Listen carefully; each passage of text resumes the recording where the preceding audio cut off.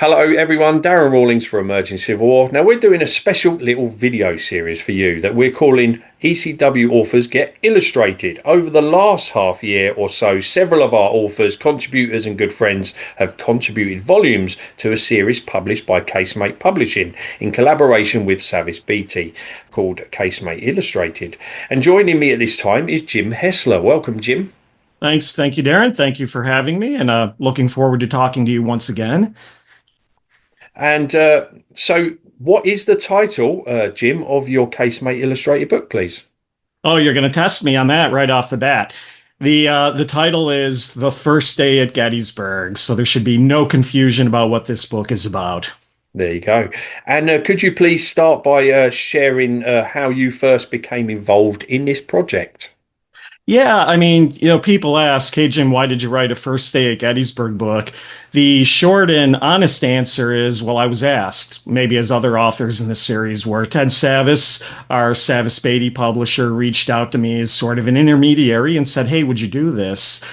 I had, through some of my other work, gotten a little typecast as a Sickles guy, a Second Day at Gettysburg guy, a Pickett's Charge guy. So I was interested to do something related to the First Day at Gettysburg. And quite frankly, if I said no, they were just going to ask somebody else to do it. So I said, yeah, here's my chance to, kind of put my thumbprint on the first day as well.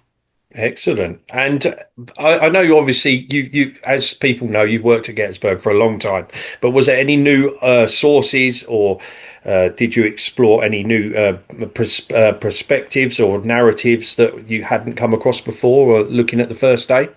Yeah, I think so. From the perspective, I guess the way I'll answer that is, yes, I've been a licensed battlefield guide at Gettysburg for now going on 23, 24 years. And I think because of that, because I'm interacting directly with the public so much, you're interacting with the public literally a few times a week.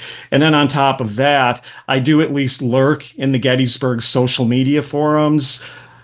My point is, I try to keep my pulse on what kind of questions people are still asking. And in this case, what kind of questions are people still asking about the first day?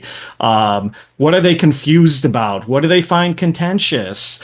Those were the sort of narratives that I said, look, if Casemate is requiring us to write this into a concise history, those were the type of narratives or questions or issues that I were going to pursue. So I wouldn't say that in something like this, that I tackled anything that I was new to me or that I was unfamiliar with, but it did give me a greater appreciation for some of those specific topics.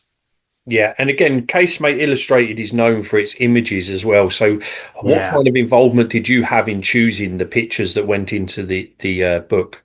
Yeah, I'm glad you asked that. So I'm probably going to get asked more than any other author in the Casemate series, why do we need another book on this topic? Because it's Gettysburg, right? God love Chris, but nobody's going to say, hey, we have too many Vicksburg books, right? But they are going to say that about Gettysburg. And so one of the things that makes this different from other Gettysburg books is, of course, the imagery. 115 photos, 9 maps, I think we did in this particular book. And I don't want anybody to think, that we just kind of, throw the manuscript over the wall and then let some graphic designer choose a bunch of unrelated images. Very much involved in selecting every image that is in this book.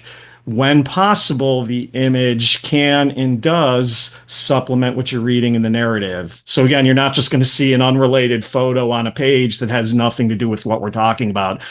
I was 110% involved in that. And although I did not physically make the maps, was also involved directly working with the map maker and a lot of back and forth in terms of, no, move this regiment here, move that regiment there, sort of thing, to the point where, I think maybe the map maker was getting a little impatient with me on that. But it's important, if your name is on the cover, if you're the author and your name's on the cover, you want to make sure it's as right as it can be. So I was very involved in all that.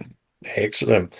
And what was your favorite part about writing and putting this project together, Jim? Interesting question. I think I think two parts to that. First of all, because it is an illustrated history, and as we said, a lot of photos.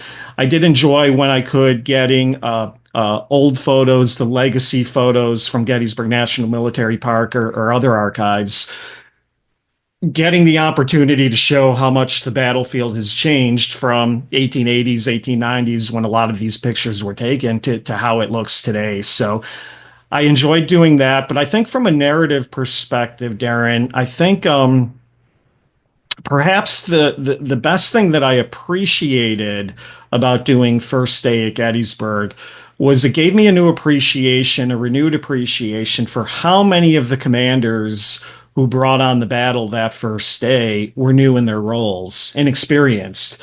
First battle or no more than their second battle, commanding an army, commanding a division, commanding a brigade, commanding a regiment.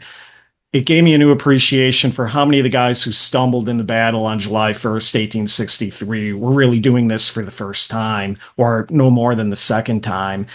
And, we often portray the armies at Gettysburg by this point in the summer of 1863 as two well-oiled machines. Nothing could be further from the truth. So I think that was part of the narrative that I learned, that I appreciated. And, I'm glad that I kind of tackled.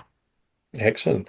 And I must ask, and I know it means everything to everyone that has their book name on a book. Sorry, but what's it mean to have your name on the cover of a Casemate Illustrated?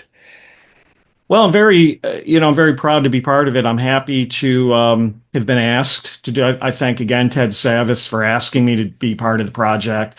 So I'm very happy to do that. Like you said, Casemate is something that is sold all over the world, and more than having my name on the cover of a book.